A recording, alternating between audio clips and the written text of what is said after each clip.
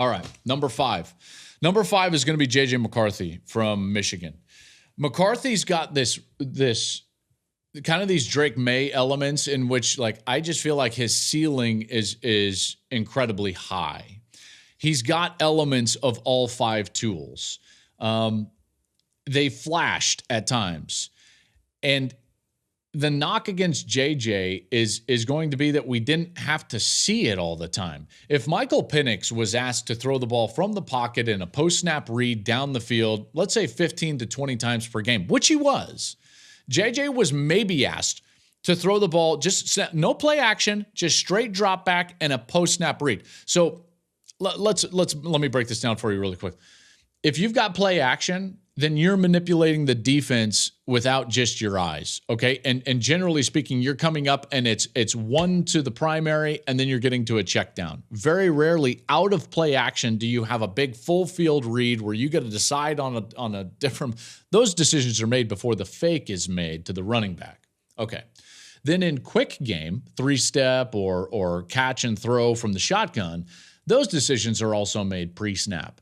I am throwing the ball based on numbers, ratio, or leverage. So I'm picking a guy that's basically going to win, and at most I'm going to read like one, like lion or double slants. You got a lookie on the inside, you got a slant on the outside. I'm going to read that outside guy, but I know that he's going to basically get sucked in by the inside lookie. I'm throwing the outside slant. Now, if the inside one is wide open, does he get it? Yes, because he's number 1. See, I'm going through all these schematics to tell you the decisions are generally made. But if you're going to sit in the pocket, receive a shotgun snap, and really read something down the field in a drop back passing sense, that's something that Michigan didn't do a lot. They didn't need to. 1, they had the lead. 2, it was outside of their identity. So he only had to do that, I would say, on average between 3 and 7 times per game. So that's not nearly as many times as Michael Penix had to do that. Now, he will be required, JJ, to do that more at the NFL level than he was at Michigan, okay? So that's why it's a bit of a projection, although, let's face it, the guy played a ton of football. He's 27-1 as a starting quarterback. So does his game translate? Yes, of course it translates. He wasn't running a college offense. He was running Jim Harbaugh's offense. That is a pro-style offense. He was handling protections. He was handling run checks. All of those things are going to translate. And he did so, by the way, in an incredibly unselfish manner. Name the other 5-star quarterback that wouldn't care what his stats were and would just do anything for the team, hand it off all the time. Blake Corum got all the touchdowns for Michigan. JJ could have thrown for a lot of touchdowns. If they would have just gotten down near the end zone, done a little play action, hit Roman Wilson, hit Colston Loveland, all these different guys. They had threats. They had guys on the outside. And yet they didn't. They handed it off. Why? Because that was their identity and that was their philosophy. And JJ didn't care.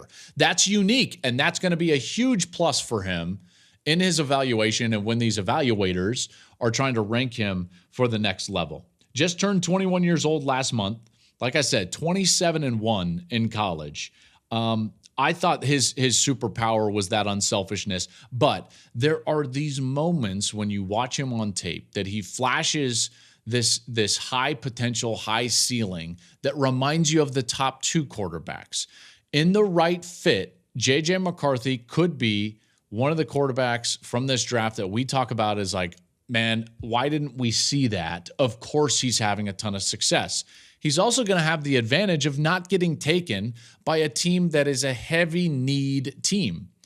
Because of the depth of this quarterback draft, he's not going to get selected in the top 3 picks, I don't think, at least, okay? Based on the way that you can evaluate these guys because of those questions I was talking about. Which means he's going to fall to some team or organization that is much more sound and has a much better roster. That's going to work to his benefit during the course of his career. Good chance he lands with a team that is not terrible, that is not bad, and that makes for a better situation for a young quarterback.